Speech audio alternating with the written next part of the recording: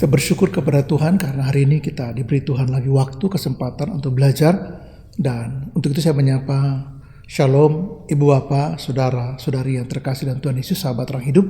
Kita berkesempatan untuk belajar satu topik penting dalam konteks pernikahan, yaitu menemukan akar-akar perselingkuhan dalam keluarga. Untuk itu saya baca satu ayat sebagai dasarnya dari Filipi pasal 2, ayat yang keempat. Saya bacakan buat kita. Dan janganlah tiap-tiap orang hanya memperhatikan kepentingannya sendiri, tetapi kepentingan orang lain juga. Dalam konteks ini, ya Paulus mengingatkan kita supaya kita tidak egoisme, tetapi juga memikirkan untuk berbagi dengan orang lain. Dalam konteks ini adalah pasangan kita sendiri. Ya, dalam keluarga juga menyangkut orang tua dan anak. Nah, bicara perselingkuhan itu kita bicara dua hal yang penting, yaitu tentang kebutuhan dan tentang adaptasi. Nah, mengapa saya mengatakan kebutuhan? Karena menurut Abraham Maslow, banyak sekali masalah kita terjadi karena kebutuhan kita tidak terpenuhi. Ya, 5 kebutuhan yang dikenal dengan hierarki kebutuhan, yaitu kebutuhan fisiologis. Ya, secara physically kita perlu untuk mendapatkan itu. Nah, kebutuhan rasa aman, setiap orang lahir dengan kerinduan untuk mendapatkan rasa aman, dan rasa aman ini kalau tidak dipenuhi ya menjadi tidak aman kita. Yang ketiga adalah kebutuhan untuk memiliki dan dikasihi, ya, dicintai, kasih sayang. Ini sangat perlu. Nah, kalau pasangan kita dan kita menjadi renggang dalam kebutuhan yang misalnya ketiga, kita tidak merasa dicintai atau tidak merasa dikasihi atau diterima dengan baik sebagaimana kita adanya tanpa syarat, itu menciptakan gap. Dan gap yang kecil kalau tidak dijaga bisa besar, dan makin hari makin besar, dan pada titik tertentu kita menjadi asing satu kepada yang lain. Saya kepada dia, tetapi juga dia kepada saya. Yang keempat menurut Abraham Maslow adalah tentang penghargaan. Kita butuh dihargai. Ketika suami bicara istri cuek, atau ketika istri bicara dan suami misalnya nggak peduli atau mengintervensi atau meng-cut, nanti istri pikir, waduh, saya terlalu bodoh untuk suami saya, atau saya tidak cukup pintar untuk didengar, atau ya udahlah percuma juga saya sampaikan, yang ada pada akhirnya pada ribut. Dan yang terakhir adalah kebutuhan secara aktualisasi diri. Jadi kita semua butuh satu titik di mana di puncaknya Maslow mengatakan bahwa kita perlu mengaktualisasikan siapa diri kita. Sehingga dalam konteks pasangan suami dan istri, aktualisasi diri menjadi puncak dalam teori Maslow untuk dipenuhi. Kalau kebutuhan ini tidak dipenuhi, lalu menimbulkan persoalan. Dan ini yang menjadi tantangan dalam pernikahan. Perselingkuhan itu tidak terjadi serta-merta dan dalam waktu yang singkat. Itu biasanya prosesnya panjang. Mengapa? Karena antara pasangan suami dan istri, mereka tidak saling mengerti perbedaan. Mungkin kepribadian dan latar belakang atau nilai-nilai. Dan poin yang kedua adalah penting sekali kita untuk memaknai perbedaan antara pasangan suami dan istri. Nah, kita tahu bahwa perbedaan ini justru harus difahami dan dimaknai dalam pernikahan. Sebab kalau tidak, kita bisa saja bukan saya tidak memahami dia, tidak mendukung dia, tapi justru bisa menyakiti hatinya. Karena mungkin di budaya atau di kebiasaan kita berbicara keras itu hal biasa. Memanggil pasangan kita dengan bersiul atau dengan memunyikan tangan mungkin biasa. Tapi bagi pasangan kita itu hal yang merendahkan dirinya. Waduh, emangnya saya ini apa dipanggil dengan bersiul atau dengan memunyikan tangan begitu. Nah, bagi pasangan kita yang tidak biasa dengan pola atau kebiasaan seperti itu bisa ditafsir sebagai, dimaknai sebagai merendahkan. Dan kalau itu benar, ini bisa menjadi pemicu, menjadi akar yang kemudian tumbuh kepahitan di sana. Ya, dan pasangan kita menjadi merasa terluka. Dan ketika pasangan kita coba bicara, karena kita mungkin dari budaya yang tidak ingin mendengar perempuan bicara atau kurang menghargai perempuan, lalu kita dengan gampang untuk mengatakan, ya itu kan biasa, semua di sini juga begitu, dan udahlah kamu jangan terlalu drama gitu, jangan terlalu lebay begitulah, udahlah jangan terlalu dibawa perasaan gitu ya. Cobalah kamu lebih berbesar hati. Wah, ini pasangan merasa bahwa keberatan saya malah dianggap sesuatu yang juga negatif lagi, sehingga saya nggak punya kesempatan bicara. Nah, kalau ini dibiarkan, maka saya mengatakan bahwa ini menjadi pemicu, bukan cuma perselingkuhan tapi konflik-konflik yang lain. Dan itu sebabnya mengapa hal yang kedua yang sangat penting adalah diperlukan apa disebut dengan adaptasi. Tadi saya singgung bahwa sumber masalah dalam keluarga itu karena kebutuhan tidak dipenuhi, ya, tetapi juga adaptasi yang tidak berjalan baik. Nah, adaptasi itu sendiri ada beberapa hal yang menjadi penting dalam hal ini. Yaitu pertama, adaptasi secara fisik. Pernikahan itu dua orang yang dari berbeda jenis kelamin, dari berbeda suku, budaya, nilai-nilai, pola asuh dan sebagainya. Itulah latar belakang yang menjadi gambaran perbedaan kita. Dan waktu kita menikah, kita harus beradaptasi secara physically, saya dan dia. Nah, kebutuhan-kebutuhan secara fisik ada di adaptasi ini. Ya, sehingga kalau ini tidak dikelola dengan baik, kita bisa sangat menjadi egois dan mungkin bisa merusak hubungan kita, bisa merusak fellowship kita, bisa merusak komunikasi kita, bisa merusak apa yang sedang kita bangun dalam pernikahan kita, yaitu sebuah kebahagiaan. Dan adaptasi secara fisik menjadi sangat penting untuk dimaknai. Ingat bahwa kita itu berbeda dalam banyak hal. Nah, perbedaan ini diadaptasi dengan bagaimana kita bisa beradaptasi satu dengan yang lain. Ya, kalau adaptasi physically itu bersifat penampilan, ya, bagaimana kita bersikap secara baik, ya, menarik bagi pasangan kita supaya tidak jadi batu sandungan buat dia. Tapi ya, adaptasi berikut adalah adaptasi bersifat mental. Nah, mental itu adalah menyangkut dengan cara berpikir kita.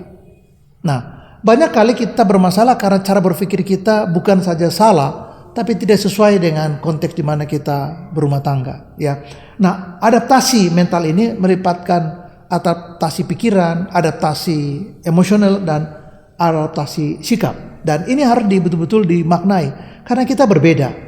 Nah, perbedaan ini makin hari makin tajam. Ingat bahwa kita bisa menimbulkan masalah dalam pernikahan kita. Nah, adaptasi berikut adalah soal adaptasi sosial. Ketika kita menikah, kita mau tidak mau akan berhubungan dengan keluarga istri kita atau pasangan kita, kakak adiknya, orang tua, juga lingkungan di mana kita bekerja, juga lingkungan di mana kita bergaul, teman-teman dari pasangan kita, kerabat-kerabatnya. Bagaimana kita harus menempatkan diri dalam hubungan sosial dengan orang-orang yang terkait dengan pasangan kita. Dan ini yang harus diadaptasikan. Nah, berikut adalah adaptasi keluarga. Nah, ini dua orang yang menikah bukan cuma mereka berdua saja, tapi adaptasi yang berhubungan dengan keluarga. Nah, ini harus dipahami. Sehingga adaptasi yang ini justru membuat kita mau tidak mau menjalin perbedaan itu menjadi satu kesatuan yang kokoh. Nah, biasanya orang yang berselingkuh itu karena baik kebutuhannya tidak terpenuhi, tetapi juga perbedaan itu menjadi tajam karena tidak ada adaptasi. Nah, jadi poin yang penting berikut ialah bagaimana saya menjawab pertanyaan ini. Apakah saya bisa beradaptasi secara fisik? Apakah saya bisa beradaptasi secara mental, yaitu pikiran, perasaan, dan sikap? Apakah saya bisa beradaptasi secara sosial? Apakah saya bisa beradaptasi secara keluarga dengan pasangan kita? Sehingga itu menjadi penting. Nah, ketika kita tidak menjawab itu dengan kata ya, maka menimbulkan masalah di kemudian hari.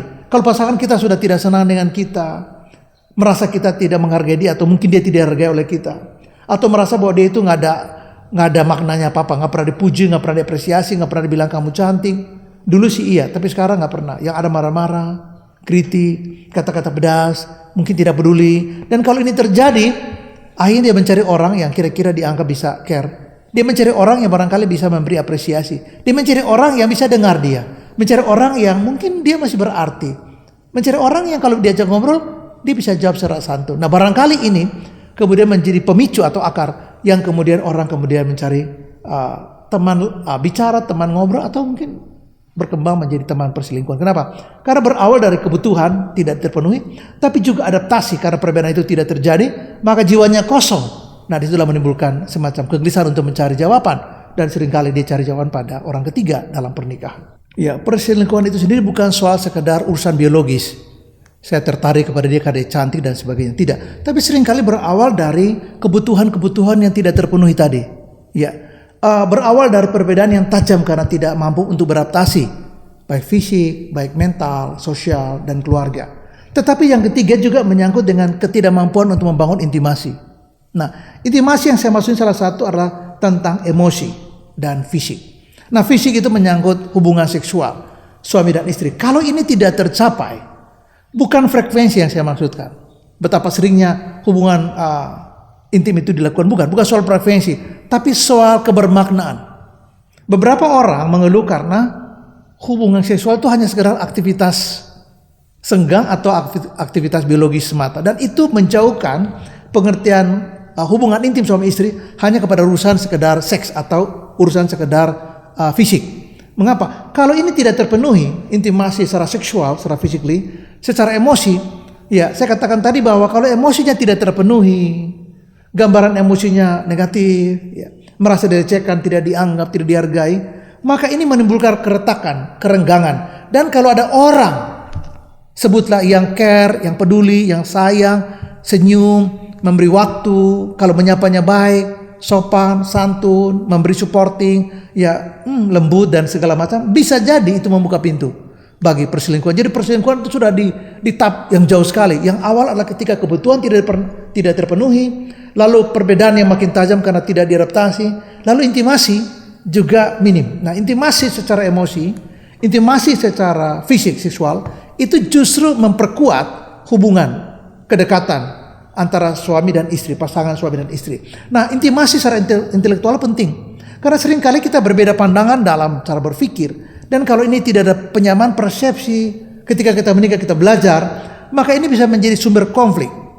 Sehingga ketika sumber konflik dibiarkan, sekali lagi, bisa menjadi seperti bara, lalu satu hari membakar hutan itu. Yang lain adalah secara rekreasional.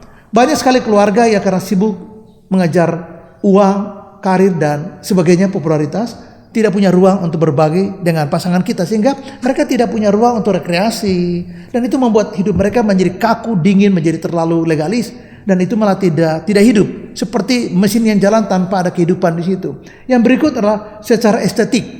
Ya, bagaimana kita menata keindahan berpakaian, rumah, taman, mobil, pola makan dan sebagainya. Itu butuh semacam sentuhan estetika di sana. Yang terakhir adalah intimasi secara spiritual. Nah, kalau ketiga bagian ini dipenuhi dengan baik, maka akar-akar daripada perselingkuhan itu bisa ditangani.